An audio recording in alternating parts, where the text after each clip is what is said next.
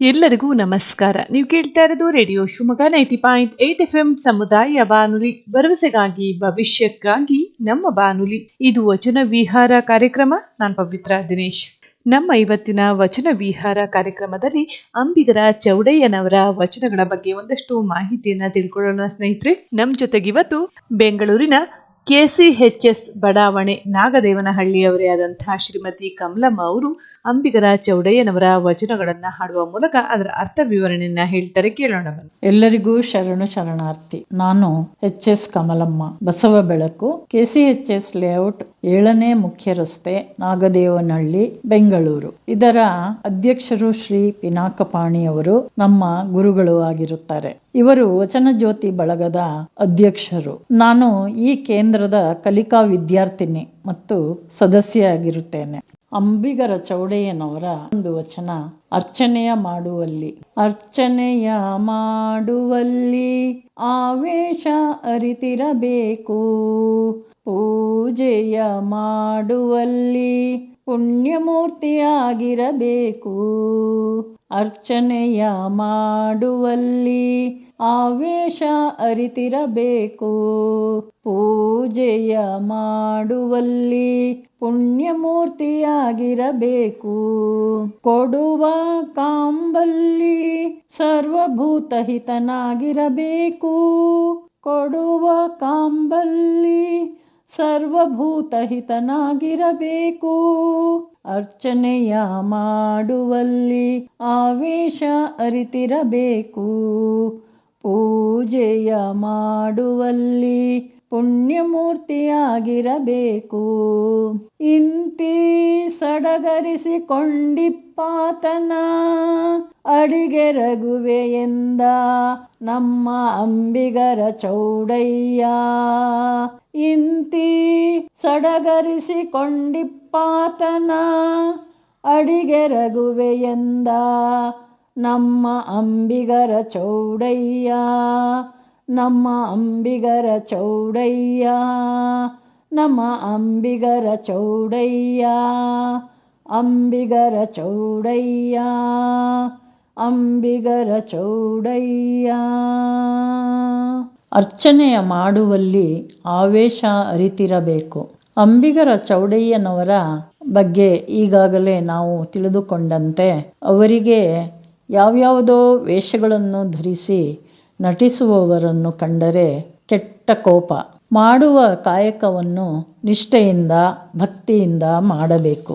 ಕೆಲವರು ದೇವರ ಪೂಜೆ ಮಾಡುವಾಗ ಎಲ್ಲಿಲ್ಲದ ಪುಷ್ಪ, ಫಲ ಇತ್ಯಾದಿಗಳನ್ನು ತಮ್ಮ ಶಕ್ತಿ ಮೀರಿ ಮತ್ತು ಅವರ ಶ್ರೀಮಂತಿಕೆಯನ್ನು ವೈಭವೀಕರಿಸಲು ಮಾಡುವುದನ್ನು ನೋಡುತ್ತೇವೆ. ಅಂತಹ ಪೂಜೆಯು ತೋರಿಕೆ ಅಷ್ಟೇ, ಅದರಿಂದ ಯಾವ ಪುಣ್ಯ ಫಲಗಳು ಲಭಿಸುವುದಿಲ್ಲ ಎಂದು ಅಂಬಿಗರ ಚೌಡಯ್ಯನವರು ಹೇಳುತ್ತಾರೆ.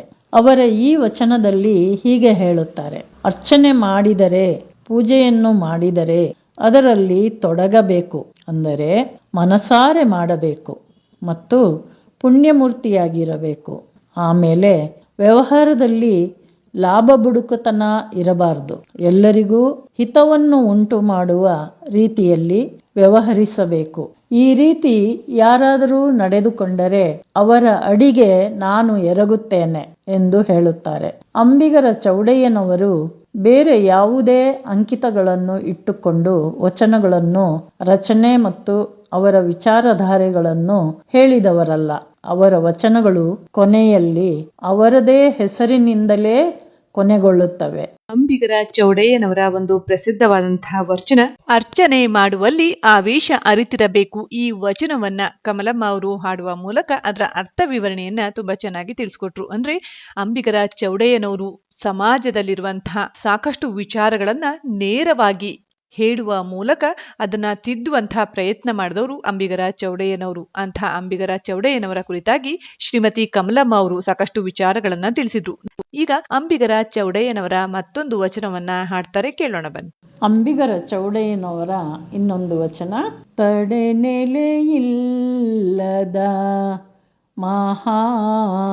ಮಹಾನದಿಯಲಿ, ತಡೆನೆಲೆಯಿಲ್ಲದ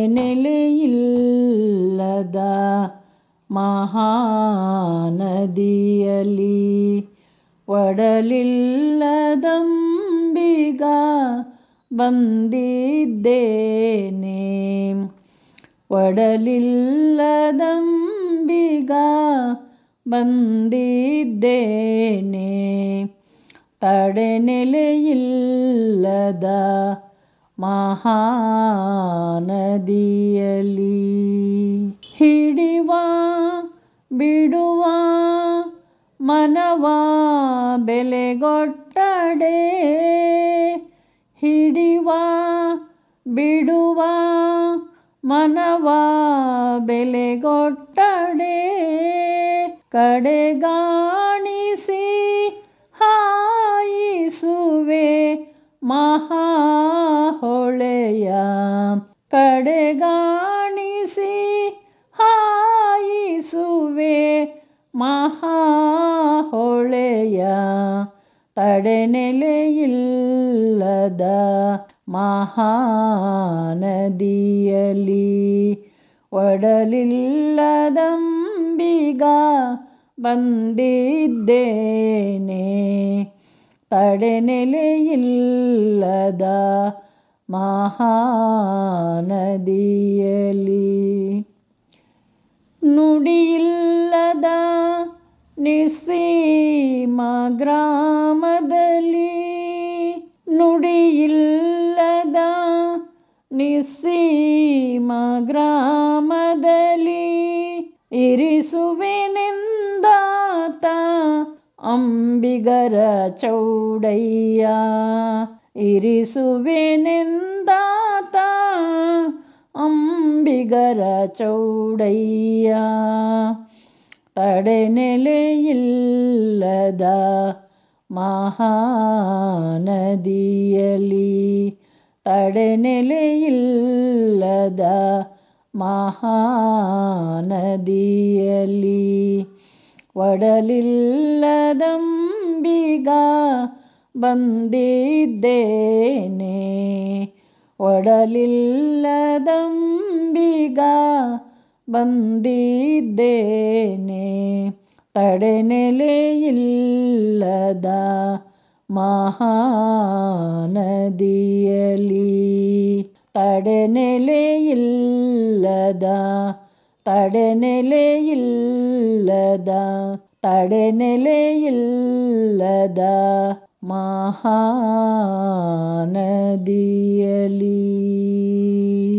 ಅಂಬಿಗರ ಚೌಡಯ್ಯನವರ ಈ ವಚನದಲ್ಲಿ ಹೀಗೆ ಹೇಳುತ್ತಾರೆ. ಅವರ ಅನಿಸಿಕೆಗೆ ಮುನ್ನ ನಾವು ಕೆಲವೊಂದು ಕುಲಕಸಬು ಮತ್ತು ಪಾರಂಪರಿಕವಾಗಿ ಮಾಡಿಕೊಂಡು ಬರುತ್ತಿರುವ ಹಲವಾರು ವೃತ್ತಿಗಳನ್ನು ಅವಲೋಕಿಸಿದಾಗ ಅವರ ಖರ್ಚು ವೆಚ್ಚಗಳು ಸಮಯ ಪರಿಶ್ರಮಗಳನ್ನು ಮೀರಿ ಅವರ ಉತ್ಪನ್ನಗಳಿಗೆ ಅಥವಾ ಸೇವೆಗಳಿಗೆ ಬೆಲೆ ನಿಗದಿ ಮಾಡಿರುತ್ತಾರೆ. ಅವುಗಳನ್ನು ಗ್ರಾಹಕರು ವಿಧಿಯಿಲ್ಲದೆ ಕೊಂಡುಕೊಳ್ಳುವರು ಮತ್ತು ಸೇವೆಗಳನ್ನು ಅನಿವಾರ್ಯವಾಗಿ ಪಡೆದುಕೊಳ್ಳುವರು. ಆದರೆ ಇಲ್ಲಿ ಅಂಬಿಗರ ಚೌಡಯ್ಯನವರು ತಮ್ಮ ವೃತ್ತಿಯನ್ನು ಕೇವಲ ಹಣಕ್ಕಾಗಿ ಮಾಡದೆ, ಲಾಭಕ್ಕಾಗಿ ದುಡಿಯದೆ, ಶರಣೆಯರನ್ನು ಮಹಾನದಿಯನ್ನು ದಾಟಿಸಿ ತಮ್ಮ ಗುರಿಯತ್ತ ಸಾಗಿಸುವುದಾಗಿ ಹೇಳುತ್ತಾರೆ. ಈ ಜೀವನವೆಂಬ ನದಿಗೆ ತಡೆಯೂ ಇಲ್ಲ, ನೆಲೆಯೂ ಇಲ್ಲ. ಇಂತಹ ಮಹಾನದಿಯಲ್ಲಿ ಒಡಲಿಲ್ಲದಂಬಿಗ ಅಂದರೆ ಹೊಟ್ಟೆಪಾಡಿಗೋಸ್ಕರ ನಾನು ಈ ವೃತ್ತಿಯನ್ನು ಮಾಡದೆ, ಇದರ ಹಿಂದೆ ಮಹತ್ ಕಾರ್ಯ ಅಡಗಿದೆ. ಬನ್ನಿ, ನಿಮ್ಮನ್ನು ನಿಮ್ಮ ಗುರಿಯತ್ತ ಸಾಗುವಂತೆ ಶಿವನ ಆರಾಧನೆ ಮಾಡಿ ಶಿವ ಸಾನ್ನಿಧ್ಯವನ್ನು ಸೇರುವಂತೆ ಮಾಡುತ್ತೇನೆ.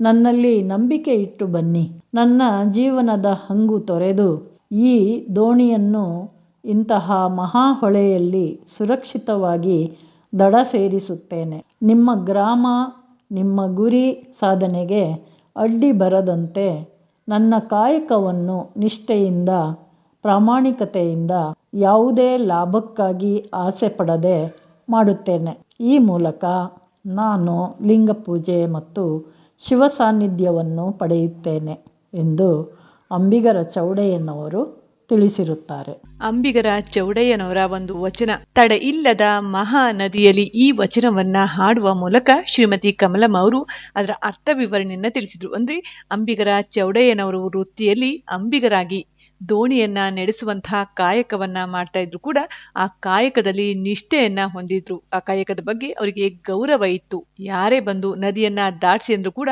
ಅವರ ಗುರಿಯನ್ನ ಮುಟ್ಟಿಸುವಂತಹ ಕೆಲಸವನ್ನ ಮಾಡ್ತಾ ಇದ್ದೆ ನಾನು ನಿಷ್ಠೆಯಿಂದ ಎಂಬುದನ್ನ ಈ ವಚನದಲ್ಲಿ ಹೇಳಿರುವ ವಿಚಾರವನ್ನ ಕಮಲಮ್ಮ ಅವರು ತಿಳಿಸಿದ್ರು. ಅಂಬಿಗರ ಚೌಡಯ್ಯನವರ ಕುರಿತಾಗಿ ಸಾಕಷ್ಟು ವಿಚಾರಗಳನ್ನ ತಿಳಿಸಿದಂಥ ಶ್ರೀಮತಿ ಕಮಲಮ್ಮ ಅವರಿಗೆ ಧನ್ಯವಾದಗಳನ್ನ ಹೇಳ್ತಾ, ಕೇಳಿದ್ರಲ್ಲ ಸ್ನೇಹಿತರೆ, ನಮ್ಮ ಇವತ್ತಿನ ವಚನ ವಿಹಾರ ಕಾರ್ಯಕ್ರಮದಲ್ಲಿ ಬೆಂಗಳೂರಿನವರೇ ಆದಂಥ ಬೆಂಗಳೂರಿನ ಬಸವ ಬೆಳಕು ಕೇಂದ್ರದ ಸದಸ್ಯರಾದಂತಹ ಶ್ರೀಮತಿ ಕಮಲಮ್ಮ ಅವರು ಭಾಗವಹಿಸಿ ನಮ್ಮ ಇವತ್ತಿನ ವಚನ ವಿಹಾರ ಕಾರ್ಯಕ್ರಮದಲ್ಲಿ ಅಂಬಿಗರ ಚೌಡಯ್ಯನವರ ವಚನಗಳ ಕುರಿತು ಮಾಹಿತಿಯನ್ನ ಹೇಳಿದ್ರು. ಅವರಿಗೆ ಮತ್ತೊಮ್ಮೆ ಧನ್ಯವಾದಗಳನ್ನ ಹೇಳ್ತಾ, ಇದು ವಚನ ವಿಹಾರ ಕಾರ್ಯಕ್ರಮ. ನೀವು ಕೇಳ್ತಾ ಇರೋದು ರೇಡಿಯೋ ಶಿವಮೊಗ್ಗ 90.8 FM ಸಮುದಾಯ ಬಾನುಲಿ, ಭರವಸೆಗಾಗಿ ಭವಿಷ್ಯಕ್ಕಾಗಿ ನಮ್ಮ ಬಾನುಲಿ.